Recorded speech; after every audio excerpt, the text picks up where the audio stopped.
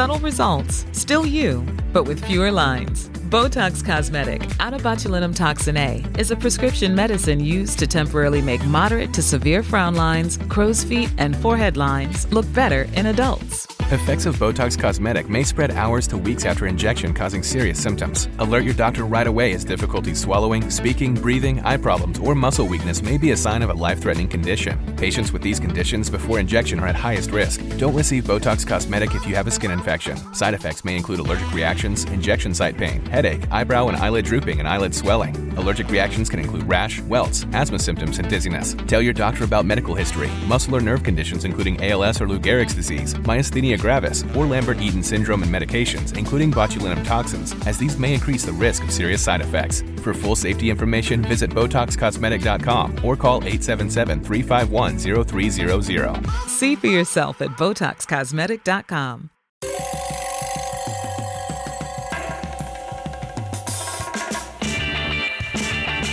This is Cop Talk, talking crime, cases, and backing the blue.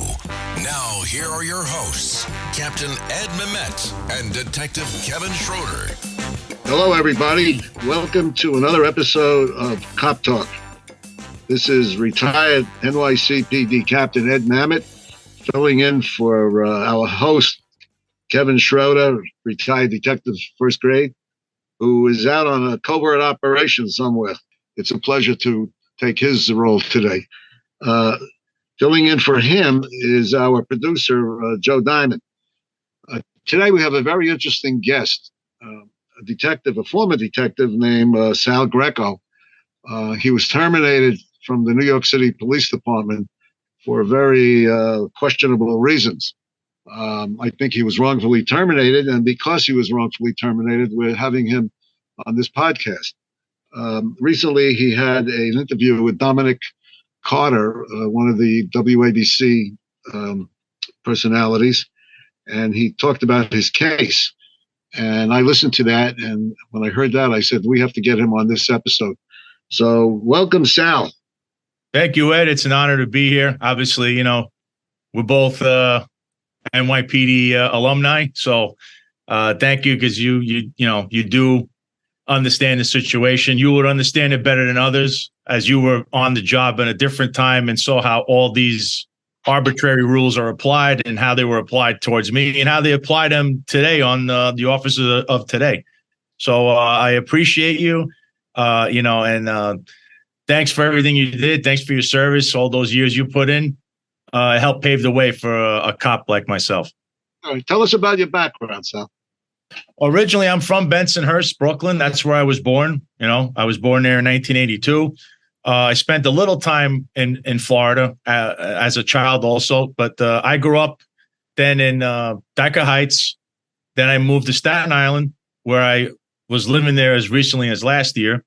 I was on the job in 2008, so I did 14 years in the NYPD, all while living in Staten Island. I had an unblemished record in the NYPD. I didn't even have a CCRB complaint. I was exonerated. I have 320 arrests. I've been involved in 1,000 arrests. But as you were stating, somebody there had a problem that I became friends with Roger Stone, and they hit me with multiple charges, all stemming from this patrol guy procedure, which you know very well, that states that an officer or anybody member of service, including the police commissioner and down, cannot wrongfully or knowingly associate with someone who's reasonably believed to have engaged in or likely to have engaged in criminal activity. Why don't you explain to those listeners who are not police what the patrol guide is and how it governs the conduct of police officers? Well, the conduct of the police officers, though, I believe this was something that was meant for a different era, and I understand how the rule is applied to, let's say, back in the day, where you don't want officers, I guess, helping out maybe like a mafia type figure or a street gang. I guess that's what this rule was really supposed to be, aimed towards. But actually, 70% of America has a record. So you can't, I don't know how you could state Well, Sal Greco's friends with Roger Stone. Therefore, he's a convicted criminal or felon, even though he was pardoned. That's a whole other issue. But if you're gonna state that somebody is a criminal and you're friends with them or you're picture with them, and now they're gonna railroad you through a department trial, I think that's a little egregious, if you ask me. I mean, I think the rule was more based on what you're stating, where you can't wrongfully knowingly associate with someone that's likely to have engaged in criminal activity and in a commission of a crime. Because if there's no crime, how are you stating that this guy should be fired for this stuff? Yeah, well, that's one specific part of the patrol guide. What I wanted you to tell the audience what the patrol guide itself is. Oh, so the patrol guide is a set of rules, and the rules it states as a guide. So the guide is what you're supposed to follow. These rules that are stated in the book, and in this book, the rules have changed over the years. A lot of rules have been implemented. A lot of rules didn't get taken out, or they add them on. But basically, every cop from the rank of police commissioner down must follow these rules, allegedly. Okay, and the rule that you were charged with is just one of the rules among hundreds of rules in the patrol guide, just so the audience understands where this emanates from. Correct. Okay. Now, today is the 1-year anniversary of your firing. Am I correct? Today is the day. Happy anniversary, Sal. I mean, I wish it was a better circumstance, but at least it's good to be here. You guys understand this. I feel at home with you guys. So how are you holding up under the stress of it all? I'll be honest with you, Ed. It's been a roller coaster, because when you're under investigation for 2 years, not knowing what was going to happen to you, and of course, I also lost my father in the middle of this. So you have personal problems, family problems. You don't know if you're going to not only lose your job. I was also being looked at by the January 6th committee. I had to testify with these people. So you don't know if they want to arrest you, if they want to just terminate you. You don't know. You're just living with, your head is in the air, not knowing for 2 years. So now I've been a year away from this, and I'm kind of just trying to put all the pieces back together. So it's been a go at it. I'm lucky I have my family and my friends and the people and my loved ones that are coalesced around me and kind of helped me get through all of this. Now you spent close to $50,000 in legal fees. You lost your pension, and you're barred from getting a retired officer ID and a good guy letter. Can you tell the audience what the good guy letter is? Well, the good guy letter is an important one. When you retire, what it seems is when you leave and you have your retired ID that says retired, which I don't have, unfortunately, they also supply you with a letter. This letter states that, you're allowed, you left in good standing with the NYPD, and therefore now you're allowed to carry your weapon in 50 states, meaning you can have a security company, or you could do security or do security consulting in all 50 states of the United States. Without this letter, though, you'll be judged and say, well, what happened? You got terminated for what? What happened? And that's a problem that has incurred while I'm down here in Florida now. Do you have a GoFundMe page? I think you have something where people can contribute to your legal defense. Yes. So my website is salgreco.com. And on there, there's two ways. There's a button there that says get in the fight, or you could go into the menu. You could click that button or go into the menu on the top of the screen and click the support button.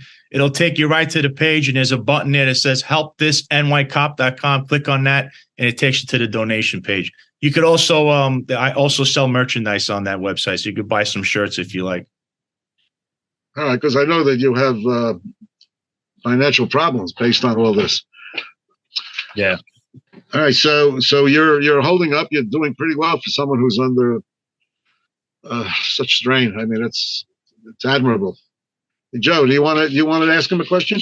Yeah, well, so witch hunts have been, a part of the American political vernacular again. It's like back in the Joseph McCarthy days, from President Trump on down. There's a lot of bad shit going on. You yourself were the victim of a long witch hunt after January 6th. Until the NYPD trial. Talk about that. How did that all start? And, what was that like? Well, Joe, it all started with a fugazi claim by an officer from a letter written that stated I was Roger's security, not for January 6th, but prior, meaning my friendship with Roger was just a security job. That's basically what this person was stating, amongst other things. He was a disgruntled cop. So when they wrote this letter, they were initially looking into that. Then as January 6th approached and afterwards, somebody wrote a blank letter that stated I wanted a civil war in this country, and that sparked a witch hunt. They put pictures in there from January 5th, which was just me walking around with Roger to the two legally permitted rallies he was at, and other pictures over the years of me being out in public with Roger. This was what the letter stated, and that sparked 2 interviews, which we call GO15s, 2 interviews, and then later on, we went into the trial room, which was the NYPD administrative trial, which lasted over a month. All right, it was 4 days, 4 days for all of this. And I'll tell you, next door, they had a trial for a cop that was alleged to have been involved in some domestic issue. They did that in 1 hour. 8 witnesses, 1 hour. My case, 4 days. So I had to go through all of that.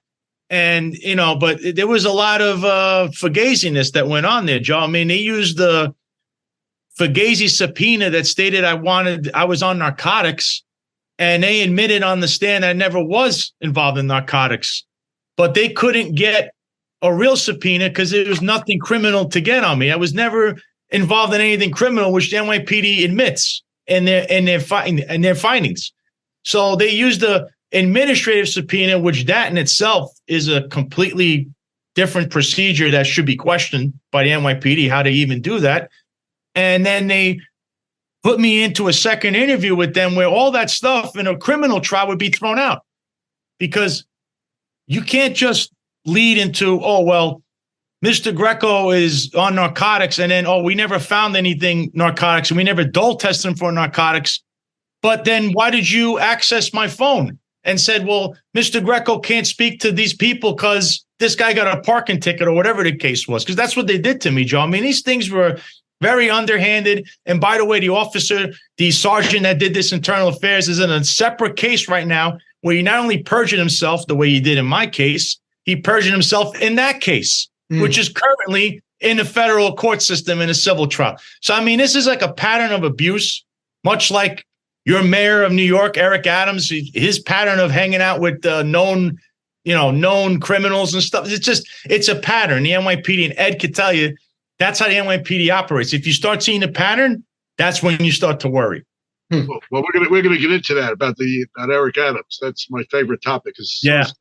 Everyone's favorite. He's listen. What did he say the other day? He said, all my haters are my waiters at my table of success. What the hell is he talking about? He's nuts. He's losing it.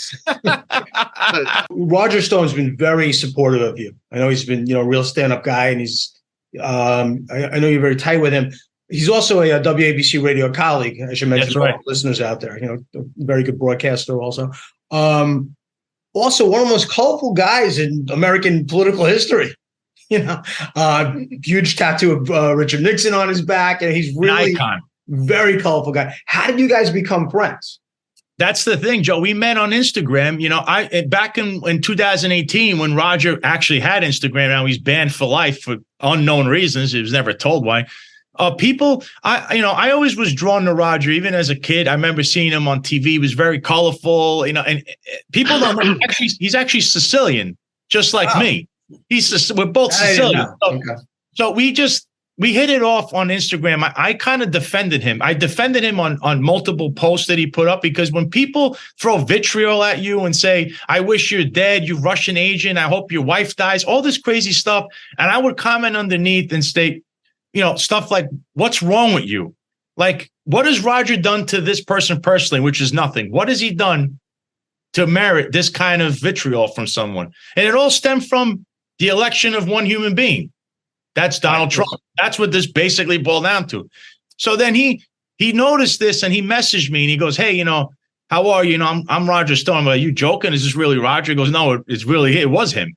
And we started talking, and we hit it off. And he's like, listen, I have an apartment in New York City. When I come into New York next time, let's go out and eat. And that's where I met him and Nidia. And from that moment on, we hit it off. and then eventually, he was subjected to that crazy 29 man FBI agent raid at his house, which was egregious. And I stuck by him. I said, he's my friend, and we're two Sicilian guys, and loyalty means everything to us. You know how it is. The same thing as a cop. You're loyal to your sergeant, whoever it is that is your boy. So I was loyal to him to the end. Many people, and some to this day, that turned their back on him or had, they were snickering behind his back, and I was not one of them. And I stood by him, and look, we're still kind of fighting to this day because he still gets the vitriol and the hatred. But Roger Stone did nothing wrong. I mean, he really didn't do anything wrong. And I wasn't going to ever abandon my friend. I mean, he really didn't do anything wrong. A lot of people may not like him or his style or the way he is. I know him personally. And if you ever sat down with Roger, there is no way you wouldn't like the man. He's hilarious. He's great to be around. He gets everyone involved in whatever he's talking about. And he's got wisdom beyond wisdom, especially when it comes to the political subject. I mean, this is a man that was, an advisor to Richard Nixon, Ronald Reagan, Bob Dole, George Bush. Apparently also got him elected, and Donald Trump. And he was one of the first to really to see it in a young Donald Trump, right? Like he was one of the first guys to say, you're going to be president one day, right? He kind of he was nudging him.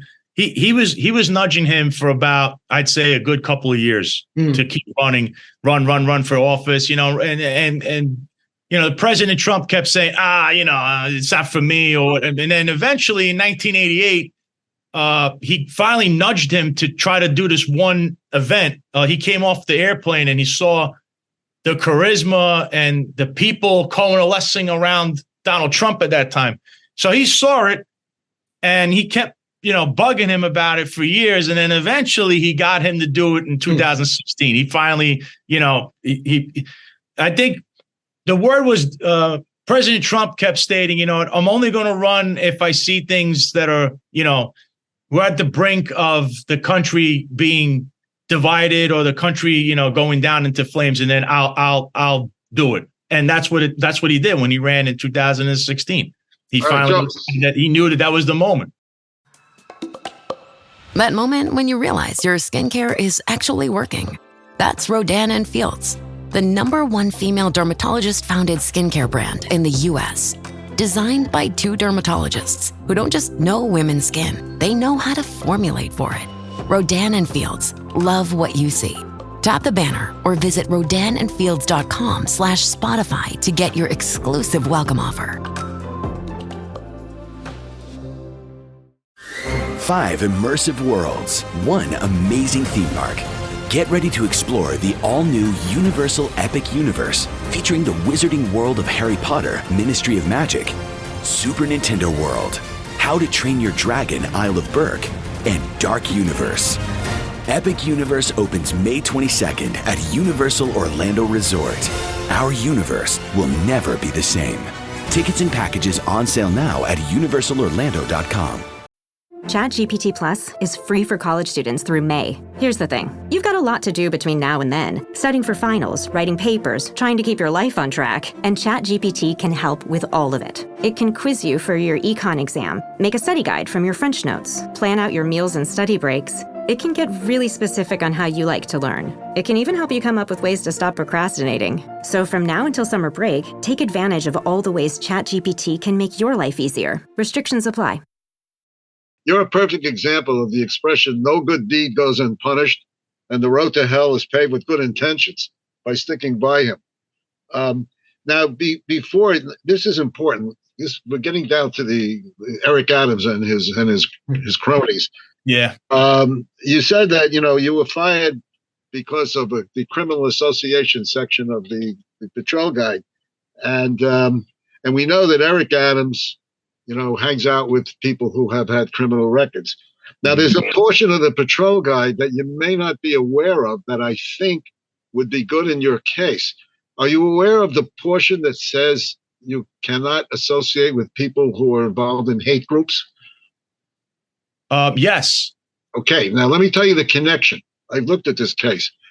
As you know, Eric Adams has an association with Farrakhan, correct? He was security.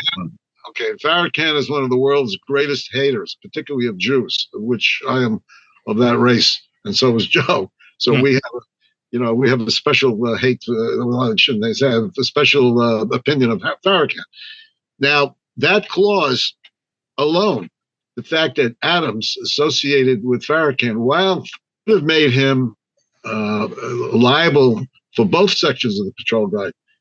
I'm not sure if Farrakhan has a criminal record, but if he did, he would be in a position of violating that portion, but certainly the hate group portion. So he skated on that one. And then I think you pointed out with Dominic Carter that he bodyguarded Mike Tyson, correct? Correct. Mike Tyson is a convicted felon. Convicted rapist, not just any felon. So again, you have a situation where Eric Adams, as an active duty police officer, transit cop, was associating with a hate monger and a convicted felon, but nothing happened to him. And today, he associates with these twin brothers. Are you familiar with that? I think the name is Petrosian or Petrosian. Yes, there actually is an article written from the New Yorker, and Eric Adams is not only mentioned with those brothers. Once again, he brings up the Mike Tyson. I was a bodyguard for him, and it stated by the NYPD patrol guide he violated the rule that you can't associate with someone who's reasonably believed to be engaged in criminal activity. So here's the thing: that record you're talking about, his personal record, which they actually FOIL requested, they're hiding behind the closed doors. That you can't get that record. The only thing they released was that he lost 15 days at the very tail end of his career because he went on television in uniform when he wasn't supposed to and gave an interview. Well, you can get the record by court order if it's germane to your case. So don't be convinced that you cannot get the record. If the judge in your case rules that your request directly relates to your lawsuit, you can get a court order to get Eric Adams' personnel record. So don't be disappointed by that. You know what I'm saying? You give it a shot. Now, he also associates with other people. How about Phil Banks, who is an unindicted co-conspirator, okay? Which means that he was obviously involved in criminal activity. According to Curtis Lewa, he's a cooperating witness. I don't know if that's true, but the mere fact that he was involved in a criminal investigation by the FBI would put him in that category, and yet he's the deputy mayor for criminal justice, public safety rather. Well, that actually is a an issue as of today with the police department, Eddie. Because now, I don't understand how no one has filed anything as far as a conflict of interest with Banks and Adams. They have. I was going to bring that up. Curtis Lewa, you're probably not familiar with this. Curtis Lewa made a complaint to the Department of Investigation, laying this all out, and he never got a reply. So you might want to check with Curtis about this. He laid it all out about who Adams associates with, their backgrounds, and the like. So I suggest you follow up on that. I will. You're suing for $25 million. So how's the case going now? Well, that's why you keep hearing noises in the background. My phone keeps going off because you'll actually be the first here to know this.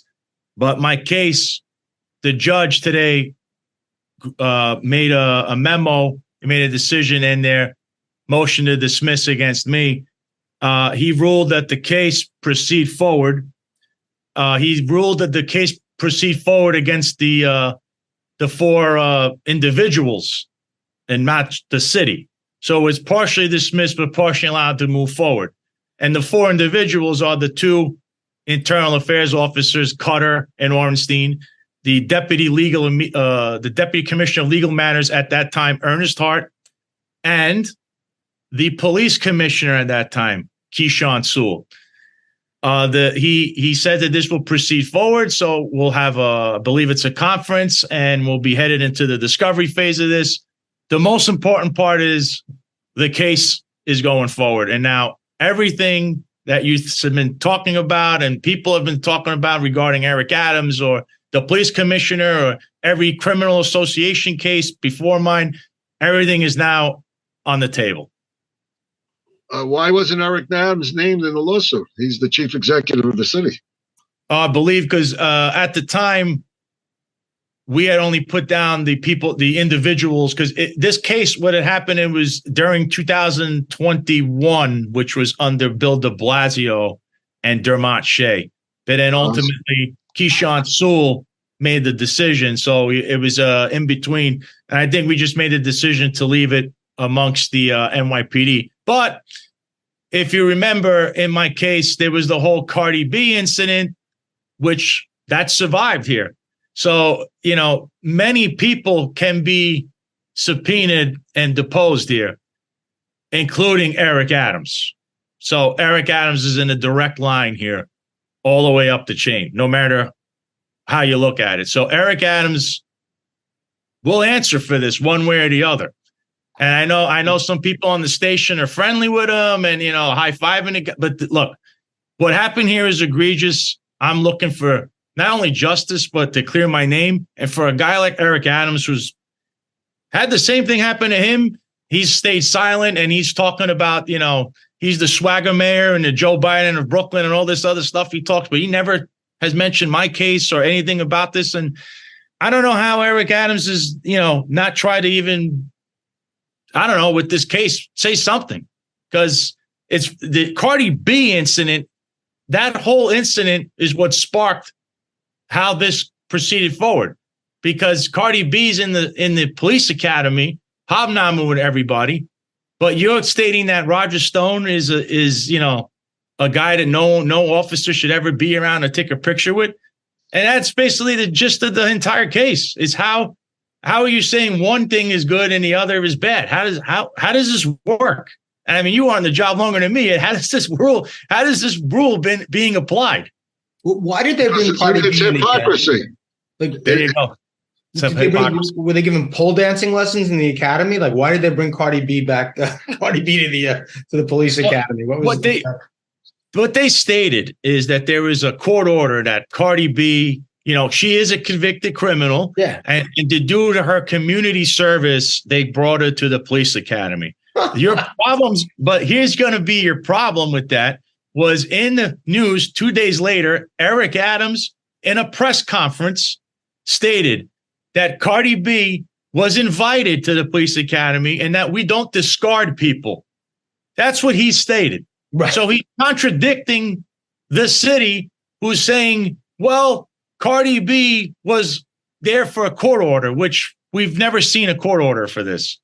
And by the way, Cardi B just 2 weeks ago was in Las Vegas committing another crime. Yes.